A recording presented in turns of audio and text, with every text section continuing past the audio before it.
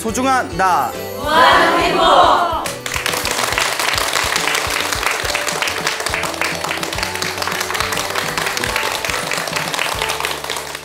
예, 만나서 반갑습니다. 반갑습니다. 예, 광호 스님이라고 합니다.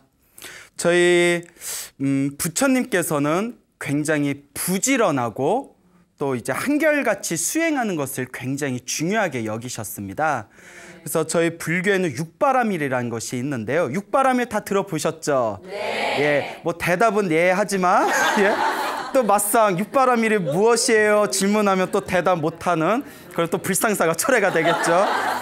어쨌거나 육바라밀이라는 것이 있는데 그게 이제 보시, 지계, 인욕, 정진, 선정, 그리고 반야 이렇게 6가지의 수행 방법이 있습니다. 그래서 보시는 아낌없이 베푸는 것을 뜻하죠. 네. 아낌없이 베푸는 거. 그 다음에 지계는 계율을 지키는 거. 그래서 계율을 지킨다 해서 지계라고 하죠. 그 다음에 인욕은 참고 견디고 인내하는 것을 인욕이라고 합니다. 그 다음에 이제 정진은 쉼없이 꾸준하게 밀고 나가는 것. 그걸 이제 정진이라고 하죠. 그 다음에 선정은 마음을 고요히 가라앉히는 거. 그 다음에 이제 중요한 반야. 반야는 말 그대로 지혜를 뜻합니다. 그래서 우리가 흔히 반야지혜라고 이렇게 단어를 붙여서 사용을 하기도 하죠. 이 6가지 육바라밀, 6가지 수행 중에서 가장 중요한 것이 무엇일까요? 다 중요하죠.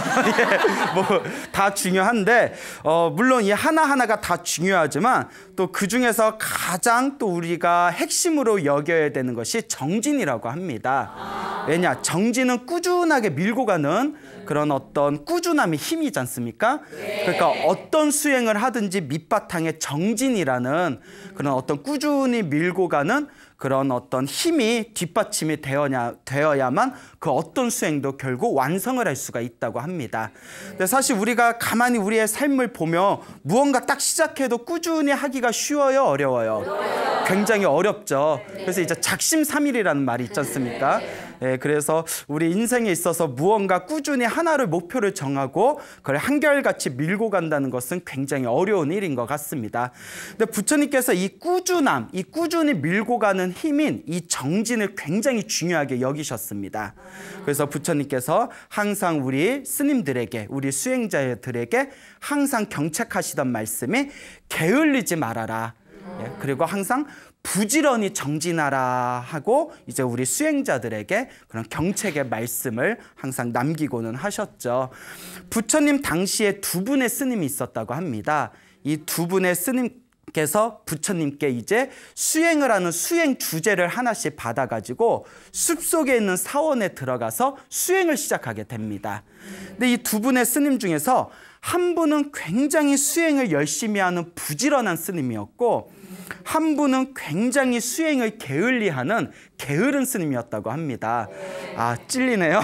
예. 굉장히 게으른 스님인데 이 부지런한 스님하고 게으른 스님이 이제 함께 사원에서 서로 둘이 의지하면서 정진을 하는데 이 게으른 스님이 수행은 하지 않고 맨날 딴짓만 하더래요. 그래서 보다 못한 부지런한 스님이 스님 수행 좀 열심히 하십시오. 이제 수행에 몰입하고 집중해서 이렇게 수행을 좀 하십시오라고 몇 번이나 조언을 했지만 귀담아 들어요, 안 들어요? 그렇죠. 듣지를 않죠. 아마 속으로 니나 잘해라 뭐 이러면서 그러면서 이제 그 귀담아 듣지를 않으니까 이 부지런한 스님도 완전히 포기하고 더 이상 관심을 갖지 않고 오로지 자기의 수행에만 전념했다고 합니다. 이 게으른 스님이 이제 또 어느 날도 또 이제 밖에 나가서 딴짓하고 놀다가 저녁에 늦게 이제 절로 다시 돌아옵니다. 숲속에 절에 딱 들어왔는데 그때 부지런한 스님이 이제 저녁이 되니까 이제 졸음을 쫓기 위해서 이렇게 왔다 갔다 천천히 걸으면서 마음을 집중하고 이렇게 걸으면서 마음을 챙기는 수행을 경행이라고 합니다. 경행이라는 걸으면서 마음을 챙기는 마음 명상법이 있는데 이렇게 천천히 이제 그 절을 사원을 왔다 갔다 걸으면서 이제 자신의 마음을 챙기시다가 밤이 늦어지니까 방에 들어가서 잠시 쉬려고 이렇게 방문을 열고 방에 들어가려고 하는 찰나에 그 게으른 스님이 이렇게 밖에서 놀고 실컷 놀고 절에 왔다가 수행하시는 부지런한 스님의 방에 들어가는 모습을 보고는 시비를 거는 거예요. 딴지를 걸면서 이보시오 스님, 부처님한테 우리가 수행 주제를 받아서 이 숲속에 들어와서 수행을 열심히 해도 모자를 판에 맨날 그렇게 들어누워서 잠만 자고 그래서 되겠습니까? 이렇게 이제 뭐 딴지를 거는 거예요. 그러니까 이제 어이가 없는 거죠. 부지런한 스님은 밤늦게까지 수행을 하다가 몸이 너무 피곤해서 잠깐 누우려고 방에 들어갔는데 아침 내내 놀고 있던 게으른 스님은 스님 수행 좀 하세요. 예? 그러니까 맨날 누워서 잠만 자려고 여기 절에 온 겁니까? 이런 식으로 해보니까 얼마나 어이가 없겠어요. 근데 이제 중요한 게 있습니다. 부처님께서 말이 통하지 않는 사람하고는 뭐 하지 말아라. 예, 말을 하지 말아라 했습니다. 이게 중요한 거예요. 어차피 말해봤자 누구 입만 아프다? 내 입만 아프다. 근데 우리가 머리로는 알면서 그게 또 돼요? 안 돼요? 안 되죠. 또 욱해가지고 너 잠깐 나 좀 봐봐 이러면서 너 왜 그래? 막 이러면 내가 미안해, 내가 잘못했어. 네가 뭘 잘못했는지 알아? 막 이러면서 또 이제 막 말싸움이 엄청나게 커지지 않습니까? 근데 이제 수행하시는 스님이다 보니까 그냥 다 무시를 하고 이제 방에 들어가서 잠깐 쉬신 뒤에 계속 꾸준하게 정진을 하셨다고 합니다. 그렇게 이제 3개월의 안거가 끝나고 나서 열심히 부지런히 수행을 하시던 이 스님께서는 완전한 깨달음을 얻어서 아라한이 되셨다고 합니다. 무엇이 되셨다? 아라한. 아라한은 모든 번뇌와 욕망이 사라진 완전한 깨달음을 얻은 위대한 성자를 불교에서는 아라한이라고 부릅니다. 이 부지런한 스님은 열심히 수행을 해서 아라한이 됐는데 이 게으른 스님은 이 부지런한 스님의 아라한이 된 것을 눈치채지 못했다고 해요.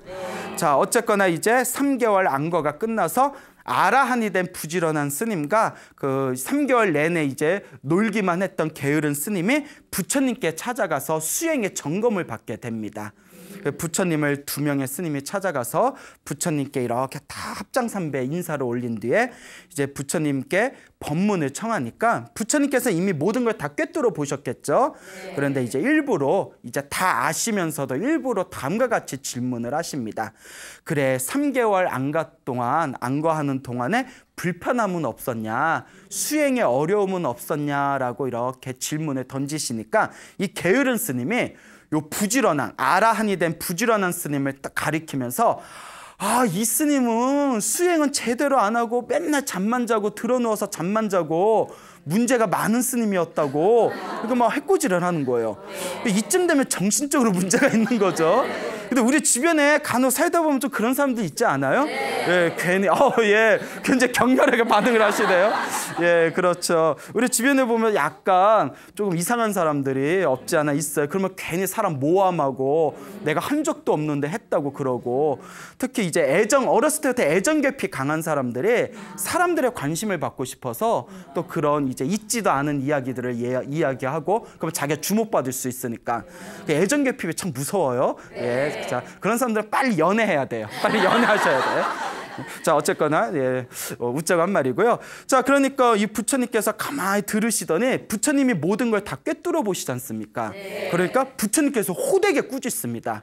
자비로운 부처님이시지만 부처님이 아무리 자비로우셔도 수행을 게을리하거나 혹은 삿된 짓을 하는 그런 스님들에게는 굉장히 엄하게 가르치셨습니다. 부처님께서 호되게 꾸짖으면서 어찌 그렇게 어리석은 말을 하느냐? 그러면 너는 제대로 살았느냐? 너는 제대로 수행했느냐? 하니까 이제 게으른 스님이 저는 나름대로 열심히 살았습니다. 이러니까 부처님께서 호되게 꾸짖으시면서 너는 마음 챙김과 게으름도 구분할 줄 모르느냐? 너의 모습은 마치 노쇠하고 나이가 들어서 늙은 비루한 망아지와 같구나. 엄청나게 심한 욕이죠. 비루하고 노쇠한 망아지와 같구나. 하지만 저 아라한이 된 저 부지런한 스님은 날쌔고 잘 달리는 훌륭한 말과 같다라고 칭찬을 하십니다. 그러면서 부처님께서 다음과 같은 개송을 남기십니다. 부처님께서 하신 이제 유명한 말씀이죠.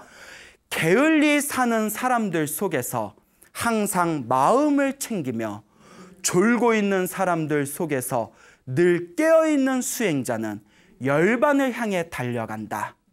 날쌘 말이 느린 말을 앞지르듯이라는 개송을 남기시게 됩니다. 이와 같이 항상 우리가 불자로서 살아간다는 것은 그 밑바탕에 정진의 힘이라는 것이 뒷받침이 돼줘야 됩니다. 내가 입으로는 불자라고 하면서 항상 게으르게 살고 기도도 제대로 안 하고 수행도 제대로 하지 않는다면 그것은 부처님께서 꾸짖던 바였다라는 것을 우리가 명심해야 할 것입니다. 네, 이렇게 얘기하니까 제가 너무 찔려가지고 예, 그래요. 어쨌거나 우리가 열심히 수행을 합시다. 알겠죠? 예. 이와 같이 부처님께서는 수행하고 정진하는 것을 굉장히 중요하게 여기셨는데, 그러면 어떤 수행을 열심히 해야 될 것인가, 어떤 정진을 해야 될 것인가라는 그런 의문이 남습니다. 그 예전에 부처님 당시에 그 부처님의 말씀, 경전을 공부하던 스님들이 있었고 부처님의 계율을 공부하던 스님들이 있었답니다. 근데 부처님의 경전을 공부하던 스님들과 계율을 공부하던 스님들이 서로 논쟁이 붙었대요. 서로 논쟁이 붙으면서 경전이 중요하다, 계율이 중요하다, 무엇이 더 중요하다, 이렇게 막 논쟁이 붙으니까 토론을 하다가 그러면 우리가 차라리 부처님께 가서 직접 여쭤보자. 그리고 경전을 공부하던 스님들과 계율을 공부하던 스님들이 부처님께 찾아가 뵙니다.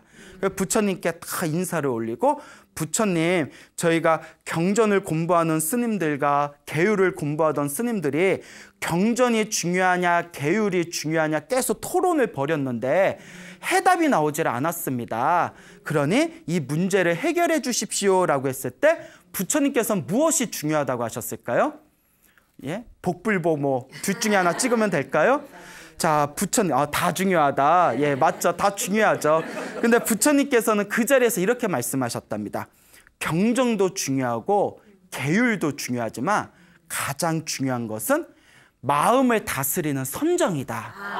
마음을 다스리는 선정이야말로 가장 중요한 것이다 라고 말씀을 하셨다고 합니다. 자, 그래서 이 부처님께서는 이 마음을 직접적으로 다스리는 거, 그래서 우리 불교에는 이런 이야기가 있습니다.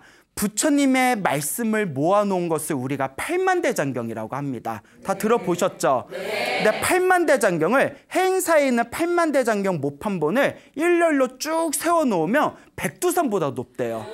네, 백두산보다 높답니다. 굉장히 반응이 예, 백두산보다 높은데 그 양이 너무나 많기 때문에 그 팔만대장경을 처음부터 끝까지 천천히 읽다 보면 20년이 넘게 걸린대요. 그러니까 그걸 언제 다 보겠어요.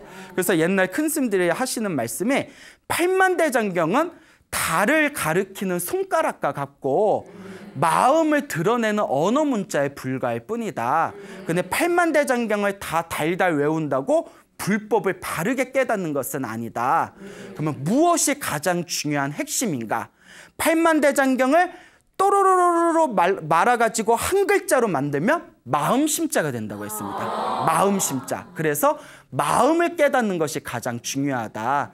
그래서 우리 부처님께서도 경전도 중요하고 계율도 중요하지만 가장 중요한 불교의 핵심은 요 마음을 바로 다스리는 이 선정이 가장 중요하다라고 말씀을 하셨던 것이죠.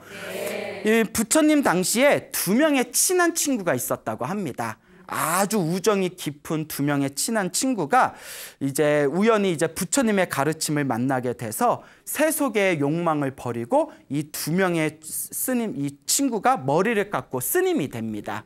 출가를 해서 스님이 되는데 이제 처음에 출가에서는 5년 동안 자신의 스승을 모시면서 이제 계율을 지키고, 그래서 이제 스님들이 지켜야 할 계율에 대해서 배우고 계율을 지키고 스님으로서 알아야 할 기본적인 교리를 공부하게 됩니다. 그래서 5년 동안의 계율에 대해서 배우고 그리고 기본적인 교리를 다 공부를 한 뒤에 5년이 지난 뒤에 이제 각자 자기가 수행하고자 하는 전문 분야를 선택을 하게 되죠. 예, 이제 부처님 당시에는. 그래서 이 2명의 친구가 출가를 한 뒤에 5년 동안 스승 밑에서 계율을 배우고 이제 스님으로서 알아야 할 기본적인 교리를 다 5년 동안 습득을 한 뒤에 출가를 해서 5년이 지나고 부처님께 찾아가게 됩니다. 그래서 부처님께 거룩하신 세존이시여, 저희들이 출가한 지 5년이 지났는데 앞으로 무엇을 닦고 무엇을 수행해야 되겠습니까? 라고 질문을 던지니까 부처님께서 두 가지의 길을 제시하셨습니다. 첫째는 부처님의 말씀, 부처님의 교리, 부처님의 경전을 연구하고 공부하는 학생이 되는 거. 그러니까 이제 강사 스님이라고 하죠.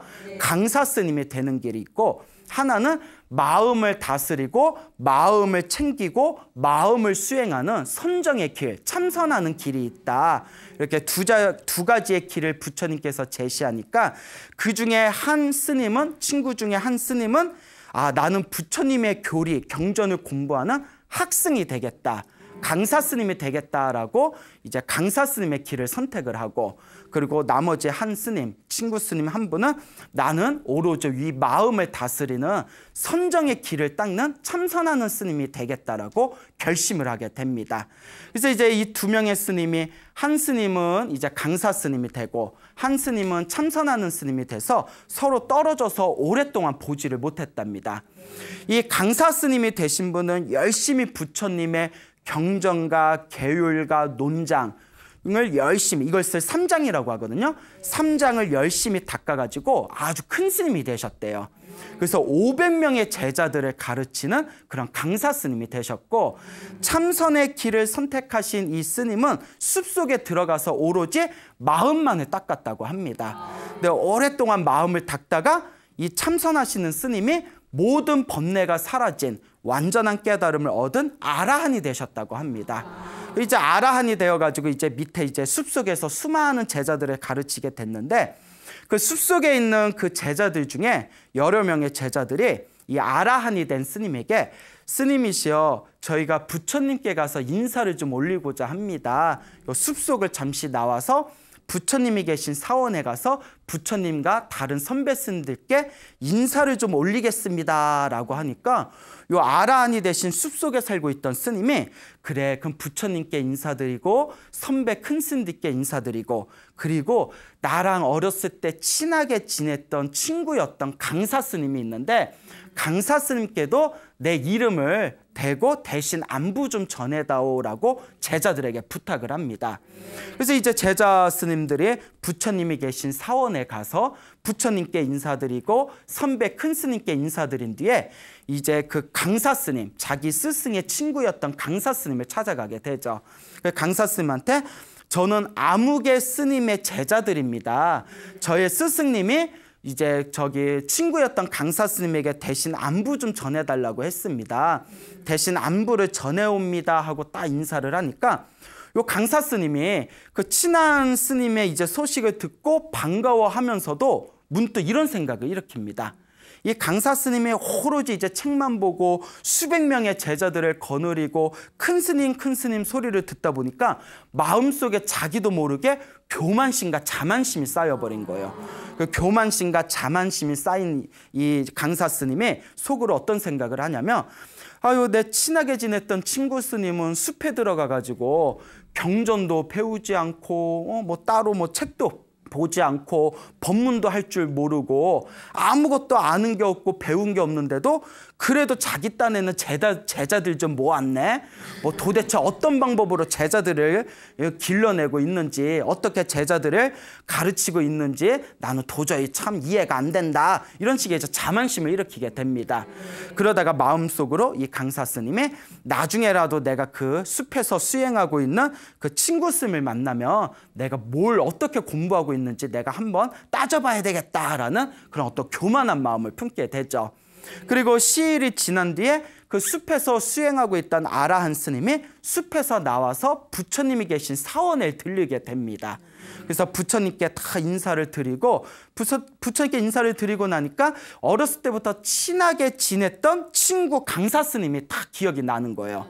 그래서 여기까지 온 김에 우리 강사 스님, 친한 친구 스님 얼굴 좀 보고 가자 하고 이제 강사 스님을 찾아갔는데, 강사 스님이 그 아라한이 된 이제 스님이 이제 자기를 만나러 온다는 이야기를 듣고 그래 얼마나 어떻게 공부했는지 내가 한번 시험을 해봐야 되겠다. 그리고 내가 시험을 해보면서 내가 이만큼 공부를 많이 하고 내가 이렇게 아는 것이 많다는 것을 내가 좀 뽐내야 되겠다라는 교만한 마음을 일으키게 됩니다.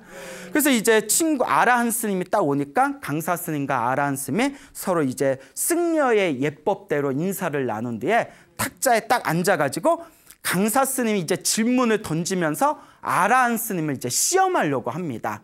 그때 멀리서 부처님께서 신통력으로 이 광경을 다 꿰뚫어 보십니다. 그때 부처님께서 다음과 같이 생각합니다.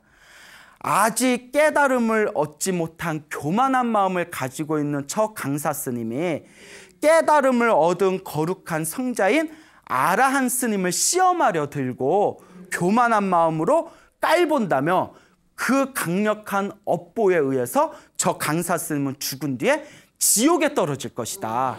그러니까 성자를 업신여긴 그 악업의 힘에 의해서.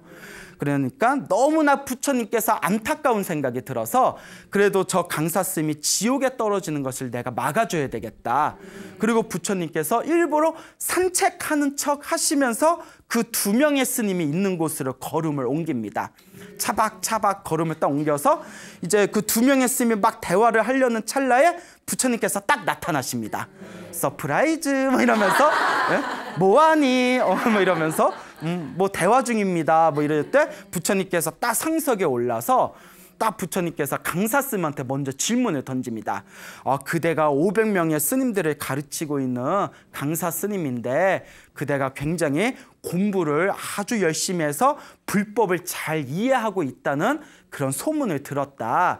그럼 한번 내 질문에 대답해 보거라 하면서 부처님께서 질문을 던졌는데 부처님의 질문 내용이 무엇이었냐면 수행을 하면서 일어나는 마음의 작용과 현상에 대해서 이렇게 질문을 던지셨대요. 그러니까 수행을 안 해본 사람은 알아요, 몰라요? 모르죠. 수행을 해본 사람만 느낄 수 있는 그런 마음의 작용에 대해서, 마음의 현상에 대해서 질문을 던지니까 처음에 쉬운 질문에는 이 강사 스님이 따닥따닥 대답을 했는데 점점 질문의 내용이 깊어지다 보니까 이 강사 스님이 말문이 막혀버렸대요. 왜냐?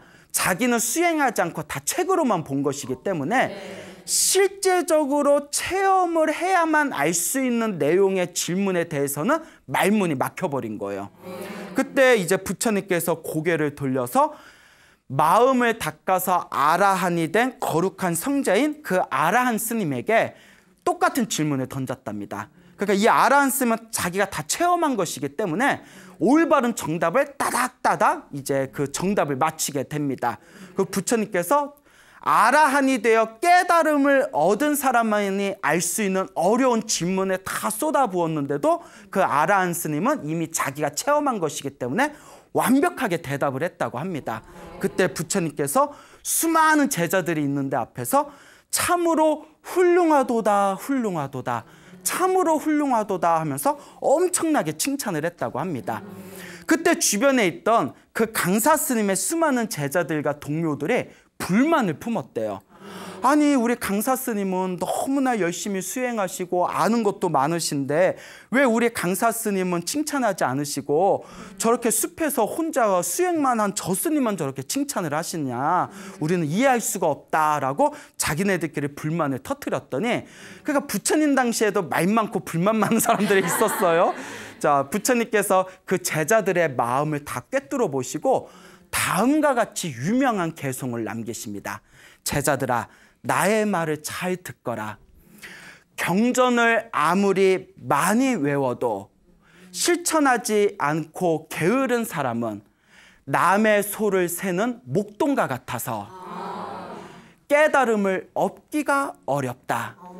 경전을 아무리 적게 알아도 법을 따라 도를 행하고 탐욕과 성냄과 어리석음을 모두 버려서 삶과 죽음에도 집착함이 없으면 이것이 진정한 부처님의 제자이다 라는 가르침을 남기시게 됩니다. 그러니까 경전을 아무리 많이 외워도 자기가 실제로 체험하고 실제로 닦아나가지 않는다면 마치 누구의 소를 새는, 남의 소를 새는, 내 소가 아니라 남의 소를 세는, 내 소는 하나도 없이 남의 소만 몇백 마리, 몇천 마리 세봤자 이득이 있어요, 없어요? 없죠. 아무리 경전을 많이 외우고 있어도 자기가 실천하고 체험하지 않으면 남의 소를 세는 것 같아서 아무 이익이 없다는 겁니다. 아무 이득이 없다는 것입니다. 하지만 경전의 가르침에 아는 것이 없어도 열심히 수행하고 실천하고 체험하신 분이야말로 진정한 부처님의 가르침을 따르는 올바른 제자다라고 부처님께서 경전에서 항상 말씀하시고 계십니다. 그러니까 자신의 마음을 닦는 거. 그래서 항상 드리는 말씀이 있죠. 불교는 지식이다, 아니다. 아니다. 불교는 지식이 아닙니다. 불교는 무엇의 종교일까요? 실천의 종교고 체험의 종교고 수행의 종교다. 내가 수행을 해서 내 마음을 변화시켜 나가는 것. 이것이 바로 부처님의 진정한 가르침의 핵심이다라는 것을 우리가 명심해야 됩니다. 알겠죠? 네. 자, 이와 같이 부처님께서 이 어떤 하나의 수행에 대해서 꾸준히 밀고 가고 꾸준히 정진해 나가는 이 정진의 가르침을 굉장히 중요하게 여기셨는데, 아까 서두에도 말씀드렸지만 우리가 꾸준히 밀고 간다는 것이 굉장히 쉽지만은 않습니다. 네. 많이 어렵죠? 그래서 부처님 당시에도 출가를 했음에도 불구하고 꾸준히 정진하지 못하고 출가했다가 환속하고 환속했다가 또 출가하신 스님의 이야기가 있습니다. 그래서 부처님 당시에 저희 불교에서는 이제 머리를 깎고 스님이 되는 것을 출가라고 합니다. 그건 다 알고 계시죠? 네. 그런데 출가를 하신 분이 다시 세속으로 돌아가는 것을 우리가 환속이라고 합니다. 환속, 돌아갈 환자에 세속, 속자. 그래서 세속으로 돌아갔다라고 표현을 하는데, 부처님 당시에 6번 출가하고 6번 환속하신 스님의 이야기가 있습니다. 예, 좀 지겹죠? 예, 6번을 출가했다, 6번을 환속하신 스님의 이야기가 있는데요. 부처님 당시에 어느 젊은이가 있었다고 합니다. 그 젊은이가 소를 키우고 있었는데, 농사를 지으면서 소를 키우는데 소가 숲으로 들어가서 이제 그 소를 잃어버렸답니다. 그래서 이 젊은이가 소값이 얼마나 비싸요. 그래서 소값이 이제 얼마나 비쌉니까? 그 숲에 들어서 가까스로 소를 찾아가지고 그 소를 이제 소 우리에다가 다시 집어넣는데 밥대를 놓쳐버린 거예요. 너무 배고파가지고 너무 배고픈데 어떡하지 하다가 그 근처에 스님들이 살고 있는 사원이 있었다고 합니다.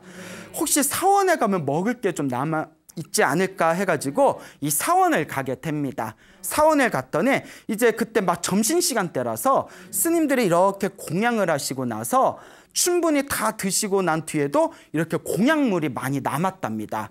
왜냐하면 신도들이 스님들한테 이제 공양을 올려서 자기들의 복을 짓기 위해서 스님들한테 많은 공양을 올렸기 때문에 스님들이 공양을 배불리 드시고 나서도 먹을 게 좀 많이 남았었나 봐요. 그러니까 사원에 이렇게 갔던 그 젊은이가 배가 고파가지고 꼬르륵거리면서 침을 꿀꺽꿀꺽 삼키면서 사원에 있으니까 스님들이 딱 보면서, 젊은이 배가 고프면 우리가 요 공양물 음식이 좀 남았으니까 마음껏 드십시오. 우리는 다 먹고 남은 겁니다 하니까 젊은이가 너무나 기뻐가지고 아이고 스님 감사합니다 감사합니다 하면서 그걸 막 먹었대요. 막 맛나게 먹었는데 너무너무 맛있더래요. 신귀한 음식이 너무나 맛있어서 왜 그런고 하니, 부처님 당시에는 그 신도들의 복을 짓기 위해서 부처님과 수행하는 스님들한테 공양물, 음식을 항상 올렸는데, 부처님과 스님들의 신도들 중에서는 왕도 있었고 왕족들도 있었고 귀족들도 있었기 때문에 왕과 왕족과 귀족들이 스님들한테 공양을 올릴 때 엄청나게 진귀한 음식들을 올렸답니다. 예, 그렇죠. 대박이죠.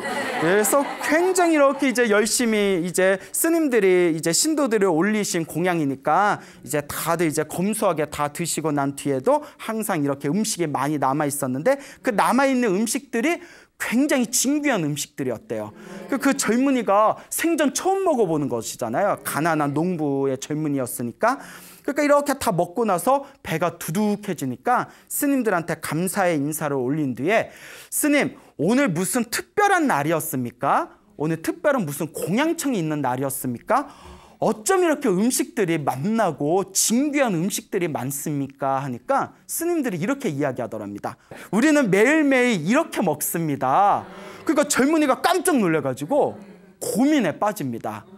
야, 내가 이렇게 힘들게 농사 짓고 사는 게 다 먹고 살자고 하는 일인데 나는 평생 이렇게 농사를 지으고 힘들게 살아도 이런 음식 한번 먹어보질 못했는데 머리 깎고 스님이 되니까 매일 이렇게 맛있는 음식을 먹는구나. 이럴 바에 차라리 뭐 하자? 머리 깎고 스님이 되자 하고 이제 머리를 깎고 출가를 하게 됩니다. 그래서 저희 불교에서는 이런 얘기가 있죠. 가장 좋은 출가, 가장 훌륭한 출가는 깨달음을 얻어서 모든 중생을 제도하겠다는 마음으로 출가한 것이 가장 훌륭한 출가고, 먹고 살기 힘들어서 나는 그냥 먹고 살려고 출가한다. 그 직업으로 출가하는 것이 가장 나쁜 출가라고 합니다. 그러니까 이 사람은 나쁜 출가를 한 거죠. 그냥 먹고 살려고. 스님이 되면 이렇게 매일매일 맛있는 음식을 먹을 수 있겠구나. 먹고 살려고 이제 출가를 했는데, 출가를 한 뒤에도 어렸을 때부터 농사인 일을 하면서 농사를 지으면서 몸에 부지런함이 배어 있어서 그런지 스님이 된 뒤에도 굉장히 성실하게 살았대요. 아주 성실하게 생활을 하면서 매일매일 원하는 대로 진귀한 음식을 먹으면서, 부처님 당시에는 스님들이 하루에 한 끼를 드셨다고 합니다. 하루에 한 끼, 점심만 드셨는데 그 비록 하루에 한 끼만저 진귀한 음식을 드시고 몇 개월이 지나니까 이 가난한 농부였던 이 젊은이가 살이 포동포동 올라가지고 얼굴에 막 윤기가 흐르더래요. 머리에 얼굴에 막 윤기가 흐르니까 이제 갑자기 출가 생활이 지루해진 거예요. 그렇잖아요. 이렇게 막 연애도 하고 싶고 막 이게 놀고 싶고 세상의 쾌락을 좀 누리고 싶은데 이제 그 절에 있으면 오로지 수행만 해야 되고 유일한 낙이라는 게 하루에 한 끼 먹는 맛있는 기름진 음식뿐이 없으니까 이제 배에 기름이 낀 거죠. 아우 지겨워. 이렇게 살 바에야 뭐하러 살아. 차라리 너무 출가 생활이 지루하다. 차라리 다시 세속으로 돌아가자 해가지고 이분이 이제 환속을 하게 됩니다. 이제 첫 번째 환속을 해요. 환속을 해가지고 환속을 해서 이제 부인을 만나가지고 이제 결혼을 해서 이제 다시 열심히 농사를 짓게 됩니다. 농사를 지면서 또 몇 개월이 지나니까 여러분 농사 짓는 게 얼마나 힘들어요. 또 뭐 지어봤어요? 별로 얼굴 보면 안 지어보신 것 같은데 힘들어요 이러시네. 농사가 엄청나게 힘들지 않습니까? 그러니까 이제 온몸에 그냥 살이 또 쭉 빠지고 배에 있는 기름기가 다 말라붙어 버린 거예요. 순간 또 무슨 생각을 하냐면 이렇게 내가 뭐하러 힘들게 살지? 그때 스님으로 있을 때는 그냥 가만히 앉아서 명상이나 하고 그 신도들이 진귀한 음식을 올리면 그거 먹고 얼마든지 내가 편하게 살 수 있었는데 내가 왜 이렇게 힘들게 살지 하고 다시 무엇을 할까요? 출가를 하게 됩니다. 두 번째 출가를 하죠. 그 출가를 한 뒤에 또 열심히 이제 기름진 음식을 먹고 낮잠도 실컷 자고 막 이렇게 게을르게 이제 또 생활을 하다가 또 몇 개월이 지나니까 또 어디에 기름이 꼈어요? 또 배에 기름이 꼈어요. 그러니까 또 이제 슬슬 집에 두고 누구 생각이 나요? 이제 그렇죠, 마누라 생각이 나는 거예요. 그 부인 생각도 나고, 아이고 사람이 이렇게 지루하게 이렇게 사람이 먹기 위해 태어난 것도 아닌데 이렇게 맨날 뭐 먹는 거에 낙을 느끼고 살아가는 게 너무 지루하다. 이러지 말고 다시 무엇을 하자? 환속을 하자 해가지고 또 환속을 하게 됩니다. 또 이제 환속을 한 뒤에 이제 또 부인하고 또 알콩달콩 살고 또 농사 짓고 또 살아가다 보니까 또 몸에서 뭐가 다 빠져나갔을까요? 예, 기름기가 또 쏙 빠지는 거예요. 그러니까 이 사람이 또 이제 슬슬 승려였을 때 생활이 그리워서 또 이제 세 번째 출가를 하려고 하는데 스님들이 이번에 안 받아주는 겁니다. 예? 해도 너도 진짜 너무하다. 무슨 절이 무슨 터미널이냐. 뭐 왔다 갔다 하고. 야, 이제 안 된다 하는데 스님 다시는 안 나갈게, 한 번만 봐주십시오 하니까 평소에 승려였을 때는 생활이 굉장히 성실했대요. 너무나 성실했기 때문에 그래도 스님들이 다들 좋게 봤답니다. 그러면 이제는 마지막이니까 나가지 말아라 하고 또 출가를 시켜줬지만 또 몇 개월 지난 뒤에 나갔다 안 나갔다 또 나가게 됩니다. 이렇게 6번을 반복합니다. 예? 6번을 반복해요. 그러니까 그 6번을 출가를 시켜준 스님들도 참 대단한 거예요. 우리 같으면 화딱지가 나가지고 다시는 찾아오지 말라 했는데 그 스님들도 6번을 그냥 계속 머리를 깎여주고 또 환속하면 환속할 때 보내주고 또 찾아오면 또 깎여주고 뭐 호구야? 예? 자, 어쨌거나 6번을 이렇게 환속을 반복하게 됐는데 또 이제 마지막 6번을 이제 6번 마지막에 이제 환속을 하고 나서 또 이제 열심히 농사를 짓다가 이제는 부인이 임신까지 했대요. 부인이 임신을 해서 몸이 무거우니까 이제 방에서 인도는 여름에 굉장히 덥지 않습니까? 낮에. 그래서 이제 방에서 쉬고 있고 이제 이 남편이 힘들게 농사를 짓다가 또 너무너무 힘든 거예요. 또 짜증이 확 올라오고 배도 고프고 온몸에 살도 다 빠지고 또 이제 슬슬 발동이 걸리는 거죠. 이제 또 어디에 가고 싶다. 또 절에 가고 싶다. 절에 있으면 내가 이렇게까지 고생 안 할 텐데 하면서 이제 농사를 다 마치고 이제 농기구를 들고 힘든 몸을 지친 몸을 이끌고 다 방에 들어왔는데 부인이 이제 드르렁 코를 골면서 침대에서 누워서 자고 있는 거예요. 그런데 이때 놀라운 어떤 감정의 변화를 느낍니다. 그렇게 사랑스럽고 아름다워 보였던 부인이 옷은 반쯤 다 막 벗겨진 상태에서 막 이렇게 침을 질질 흘리고 책에 그렇게 나와요. 제가 만든 말이 아니라 책에 침을 질질 흘리고 입을 반쯤 벌려가지고 코를 드르렁 골고 있는 모습에 온갖 정내미가 다 떨어져 버린 거예요. 가뜩이나 몸이 짜증난 상태에서 그렇게 예뻐 보이던 부인이 드르렁 이렇게 침을 질질 흘리면서 낮잠을 자고 있으니까 정내미가 다 떨어졌는데 그 정내미가 떨어질 때 부인에 대한 정내미만 떨어진 게 아니라 세상의 욕망에 대한 모든 정내미가 다 떨어진 거예요. 모든 것이 이렇게 덧없구나. 그렇게 아름답고 예뻐 보이던 내 부인도 결국은 저렇게 이제 그냥 뭐 아줌마가 되어가고 저렇게 흉한 모습을 보이고 정내미가 떨어졌는데 부인에 대한 정내미가 떨어진 게 아니라 그 이 세상의 모든 욕망이 다 저와 같구나. 사실 집착할 게 없는데 나 혼자 집착하고 있었구나 하면서 이것이 이제 마지막이다. 나는 오늘 출가할 것이다. 그리고 다시는 돌아오지 않으리라 하면서 몰래 가지고 있던 승복을 챙기고 그리고 나중에 출가하려고 안 버리고 있었나 봐요. 그날 몰래 숨겨놓고 있던 승복을 딱 챙겨가지고 불이 나게 절로 달려나가게 됩니다. 절에 막 달려나갔을 때 장모가 그 광경을 보았답니다. 장모가 자기 사위가 또 승복을 가지고 막 도망가는 걸 보니까 왜 그래? 쟤 또 출가하는 거 아냐? 도졌네 또 도졌어 하고 방에 딱 왔더니 이제 자기 딸이 그냥 입 벌리고 침 벌리면서 코를 고면서 자고 있는 걸 보니까 막 깨우면서 일어나라 이 마귀 할멈아 이러면서 책에 그렇게 나와요. 일어나라, 딸을 가리켜서 하도 헛딱지가 나니까 일어나라 이 마귀 할멈아, 네 남편의 승복을 가지고 절로 도망갔는데 이렇게 잠이 오냐 하고 막 깨우니까 딸이 이렇게 침을 쓱 닦으면서 어머니 엄마 걱정하지 말아요. 며칠 지나면 또 돌아올 텐데요 이러더래요. 그래서 여하튼 이제 이렇게 이제 그 집에서 이제 뛰쳐나온 이 이제 젊은이가 이제 다시 절로 돌아가게 됩니다. 그 스님들한테 이번이 7번째 출가죠. 6번을 환속하고 7번째 출가였을 때 제발 저를 다시 출가시켜 주십시오 하니까 스님들이 이제 진짜 안 된다. 너는 이제 진짜 안 된다. 여기서 이제 더 이상 안 된다. 돌아가라. 집으로 돌아가라. 그래서 사정사정을 했답니다. 이번이 저의 마지막입니다. 더 이상 저는 세속으로 돌아가지 않겠습니다. 그러니 이번 7번째 마지막 저를 출가를 시켜주십시오라고 청을 올립니다.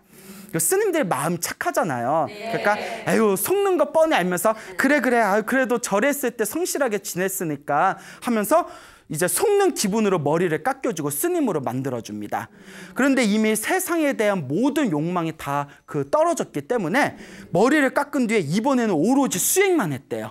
이제 먹는 거에도 집착하지 않고 낮잠도 자지 않고 오로지 낮이나 밤이나 오로지 수행을 한 끝에 결국 모든 번뇌가 사라진 아라한이 됩니다. 6번을 반복해서 환속을 한 그런 어떤 정진에 대한 끈기가 없던 이 젊은이가 결국은 머리를 깎고 이제 7번째 출가에서 완전히 번뇌가 사라진 깨달음을 얻으신 아라한 스님이 되게 되는 것이죠. 자, 그런데 이제 아라한이 된 뒤에는 이제 다 집에 돌아가질 않으니까 다른 스님들이 이렇게 놀렸대요. 스님 이번에는 오래 버티네요. 이번에는 오래 버티네요. 이랬더니 이 아라한이 된 이 스님께서 다음과 같이 이야기하더랍니다. 오래전에 세속의 욕망이 있었을 때에는 다시 집으로 돌아가고 싶었지만 저는 더 이상 세속의 욕망이 없습니다. 저는 더 이상 집으로 돌아가지 않을 것입니다. 라고 대답을 했다고 합니다. 그 사람들 뭔가 분위기가 바뀐 게 느껴지잖아요. 그래서 이 스님들이 부처님을 찾아가서 부처님 이상합니다. 저 스님이 자꾸 자기가 깨달음을 얻은 아라한인 것처럼 행동합니다. 참 별꼴을 다 봅니다. 이런 식으로 얘기했더니 부처님께서 다음과 같이 말씀하십니다. 그렇게 말하지 말아라. 저 스님이 마음에 확고한 믿음이 없고 세속의 욕망을 떼쳐내지 못했을 때는 자꾸 집으로 돌아가고 싶었으나 저 스님은 드디어 모든 욕망과 번뇌가 사라지고 모든 세속의 욕망이 사라져서 깨달음을 얻은 아라한이 되셨다라고 선언을 하십니다. 그 부처님께서 다음과 같은 개성을 제자들에게 가르치십니다. 부처님께서 다음과 같이 말씀하시죠. 마음이 굳건하지 못하고 바른 법을 알지 못하며 믿음이 없는 이는 결코 지혜를 이룰 수가 없다네. 마음이 탐욕에 젖지 않고 성냄에 불타지 않으며 선악을 초월하여 항상 깨어있는 이에게 더 이상 두려움은 없다네 라고 제자들에게 가르침을 내리십니다. 이와 같이 그 6번 반복해서 집으로 돌아가고 7번째에 드디어 출가를 해서 완전한 깨달음을 얻은 이 스님은 이제 모든 욕망과 번뇌가 사라져서 그 정진의 힘으로 이 생사윤회에서 벗어난 위대한 성자가 되었다라는 이야기가 저희 부처님의 가르침에 내려오고 있습니다. 자, 이와 같이 부처님께서는 꾸준히 밀고 가는 정진의 힘을 중요하게 여기셨습니다. 하지만 우리 중생들은 업장이 두꺼워서 꾸준히 정진하고 밀고 나가고 꾸준하게 자기 자신의 마음을 다스리기가 굉장히 어렵습니다. 그렇지 않습니까? 네. 하지만 여러분 7.8기라는 말이 있죠. 그와 같이 6번 반복해서 환속을 할 정도로 끈기가 없던 스님도 끊임없이 자신의 마음을 갈고 닦고 다스렸던 그 인연에 의해서 결국 7번째에서 출가에서는 완전한 깨달음을 얻을 수가 있었던 것입니다. 그래서 어떤 분이 이런 얘기를 하더라고요. 작심삼일이라는 말이 있지만 작심삼일을 계속 반복하면 결국 그것은 꾸준히 하는 것과 똑같은 결과를 맺을 수가 있다고 합니다. 그러니까 오늘 작심삼일 하면 3일 후에 또 뭐 하면 돼요? 작심삼일 하면 되고 또 3일 후에 뭐 하면 돼요? 또 작심삼일을 하면 됩니다. 이와 같이 여러분들도 꾸준하게 불자로서의 수행을 닦아 나가시면서 여러분들의 삶에 깨달음의 큰 공덕을 얻으시기 바랍니다. 여러분, 행복해지고 싶습니까? 네. 행복한 삶을 창조하고 싶습니까? 네. 복을 지으십시오. 선업을 지으십시오. 공덕을 쌓으십시오. 복과 선업과 공덕의 힘이 여러분들을 진정한 행복의 길로 이끌어 줄 것입니다. 여기서 마치겠습니다. 소중한 나 무한 행복